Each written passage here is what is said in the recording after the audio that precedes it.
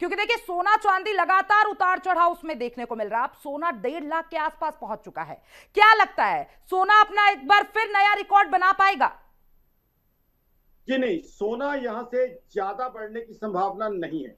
मेरे हम्म। हिसाब से, मेरी organisation Akash Indal dot in का मानना है कि सोना यहां से अगर साल की रिटर्न देखें 10 से 15% की रिटर्न दे सकता है। बहुत ज्यादा तेजी सोने में नहीं आ सकती। अगर आप किसी अच्छी कंपनी का शेयर लेते हैं, हम्म। कंपनी अच्छा परफॉर्म कर रही है, अच्छा कारोबार कर रही है, तो संभावना यह है कि इस कंपनी आपको डिविडेंड देगी साल में, यानी जो शेयर में पैसा लगाया है उसके बदले में कुछ मिलेगा। एक चीज हमने और देखी, इस समय वॉर चली, रशिया सॉरी यूएस, ईरान और इसराइल की वॉर चली।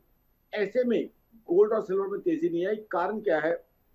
अभी हम्म। डॉलर इंडेक्स को लेकर जो फ्लक्चुएशन हुई उनका इम्पैक्ट आया। दूसरा, इस बार वॉर में हमने एक और चीज देखी, ऑयल के काफी पैसा इन्वेस्ट हुआ, ऑयल के अंदर वॉलेटिलिटी भी रही, फ्लक्चुएशन भी रही, तो ऑयल में लोग पैसा इन्वेस्ट करते रहे। तो इसमें मैं बहुत ज्यादा तेजी की एक्सपेक्टेशन इस साल में नहीं करूंगा, लेकिन ओवरऑल मेरी organisation Aakash Indra dot in का मानना है लॉन्ग टर्म के लिए गोल्ड अच्छी रिटर्न देगा। Fix deposit, bank fix deposit से ज्यादा अच्छी रिटर्न देगा। कारण क्या है? गोल्ड में एक तो जो एग्जिस्टिंग माइंस है उनकी एक्सट्रैक्शन कैपेबिलिटी कम होती जा रही है।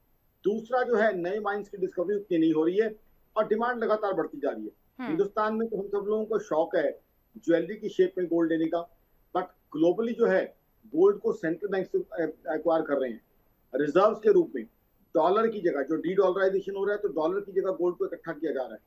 तो कहीं ना कहीं डिमांड इसकी ज्यादा है, सप्लाई कम है।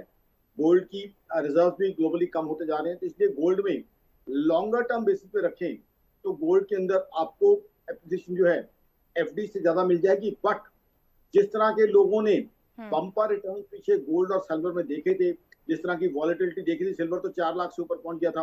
ऑफकोर्स उस समय भी मैंने आकाश इंदल ने और मेरी organisation Akash Indal dot in ने लोगों को समझाया था कि उतना ज्यादा उसमें तेजी नहीं आ सकती थी, उसमें जो आकाश है जी देखिए, जब से स्टेबिलिटी। वॉर शुरू हुआ है गोल्ड के रेट में तो उतार चढ़ाव देखने को मिल रहा है, लेकिन आज सुबह से सबसे ज्यादा सुर्खियों में है gas cylinder.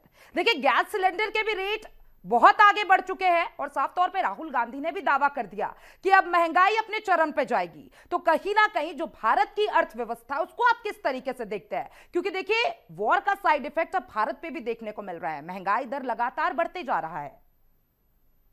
Ankita ji, what you have asked is an intelligent question. Hmm. I partially endorse what you have asked.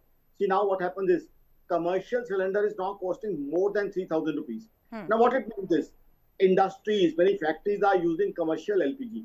Now, for them, input cost would be increased because the increase has been so high. Then it comes to eateries. I'm not talking about luxury restaurants, but eateries like Redis and Dhabas. There's so many hmm. migrant workers who are staying in Delhi, Mumbai, Noida, other places. Now, those people, those brothers and sisters of ours, daily have to consume food outside. Now, consuming food from a eatery, let it be a dhaba, let it be a ready, let it be a wayside stall, would become much, much costlier. Now, my organization, Akashindal.in, has already done a survey. The tea cup, which was available on Delhi pavement for 10 rupees, now it's selling for 15 rupees. Similarly, a basic staple snack, samosa, which hmm. was available for 14 rupees, 15 rupees, I am told it's available at 20 rupees. Now, what does a migrant worker do? The person who has traveled 2,500 kilometers to come to stay in Delhi, earn some money, meet his expenses, and balance money has to be sent back to his home 2,500 kilometers away. What would he do? Now he has to consume his food from a Exactly. ready, from a eatery, from a pavement food seller. Now that would become awfully costly. That's why we have seen some of the migrant labor going back. Of course, I would appreciate that the government has not increased domestic cylinder rate, but the commercial cylinder rate is going to hit our industry, our labor, our migrant workers very high. Now, industry, many of the industries would turn unviable because see, energy is the base of any industry. So now, when commercial gas has become so costly, viability wouldn't be there. Anyway, workers are feeling the squeeze. Now, what industrialists are telling me is that look, Mr. Akash Jindal, we may procure gas at a higher price, but would we be able to sell our final products at a higher price? No, the market is not ready to accept products at a higher price. So that would have a negative impact on us. So I think, though our economy has been doing very well, some months ago from now, we are the fourth largest economy. Of course, we are till now the fastest growing economy. Prime Minister Modi and his team has put in a lot of effort.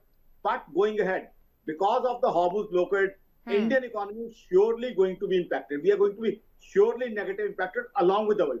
As far as global economy is concerned, I think we are in for stagflation. Stagflation means when the economy stagnates and inflation keeps on increasing. That's what global economy is reaching. Now, what it means is earnings would stop, people wouldn't be getting new jobs, people would be making lesser money from their businesses, and their expenditure would be increasing.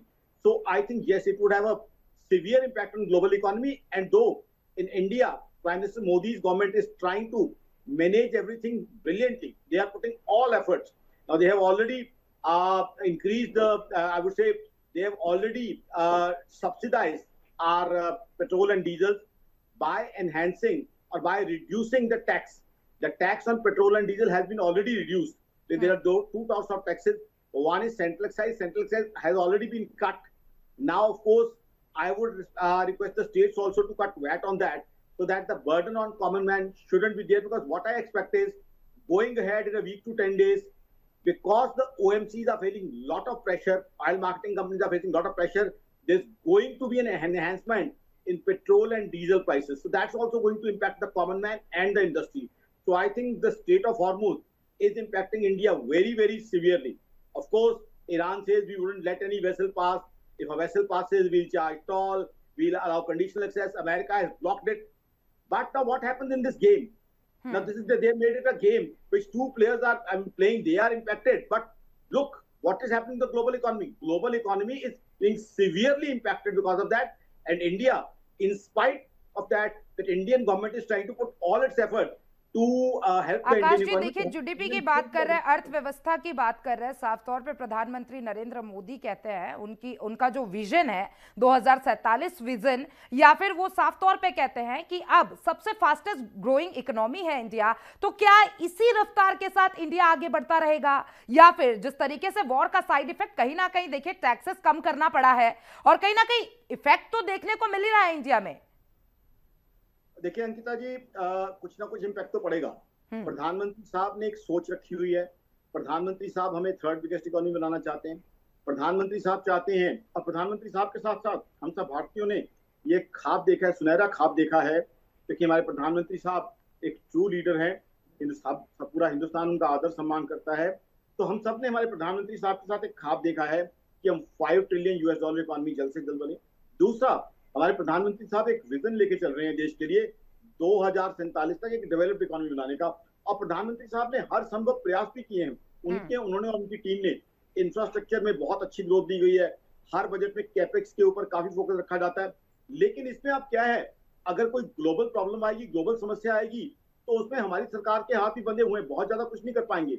अभी क्या है, सरकार क्या कर सकती है? सरकार ने ऑलरेडी एक्साइज रिड्यूस किया डीजल पे। अब स्टेट गवर्नमेंट्स आगे चल के, मेरी ऑर्गेनाइजेशन आकाश का मानना है, मैं तो रिक्वेस्ट भी करूंगा आपके प्लेटफॉर्म से कि वो वैट कम करें।